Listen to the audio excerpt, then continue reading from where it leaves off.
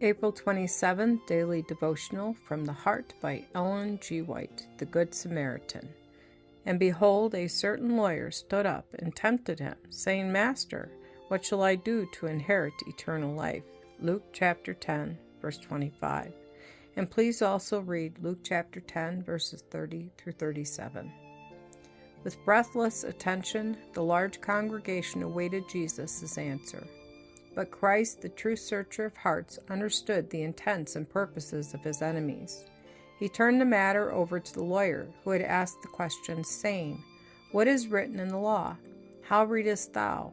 And the lawyer said, Thou shalt love the Lord thy God with all thy heart, and with all thy soul, and with all thy strength, and with all thy mind, and thy neighbor as thyself. The lawyer had asked a plain, decided question, and the answer is equally plain and decided. In answering the question, what is written in the law, the lawyer passed over all the mass of ceremonial and ritualistic ordinances as of no value, and presented only the two great principles on which hang all the law and the prophets. And Jesus commended his wisdom and said, This do, and thou shalt live. To answer the question, Who is my neighbor? Jesus presented the parable of the Good Samaritan.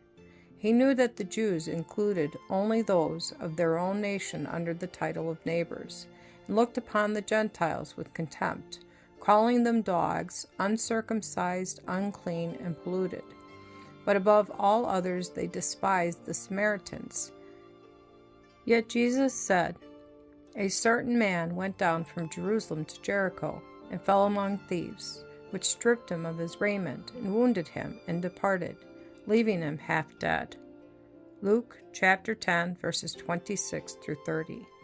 As the sufferer lies thus, a priest passes by, but merely glances at the wounded man, and as he does not wish to be put to the trouble and expense of helping him, he passes by on the other side. Then a Levite passes, curious to know what has happened. He stops and looks at the sufferer, but he has no feeling of compassion to prompt him to help the dying man. He does not like the work, and as he thinks it is no concern of his, he too passes by. Both those men were in sacred office, and claimed to know and to expound the Scriptures.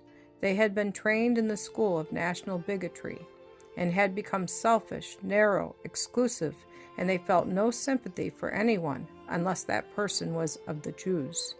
They look upon the wounded man, but cannot tell whether he is of their nation or not. He might be of the Samaritans, and they turn away.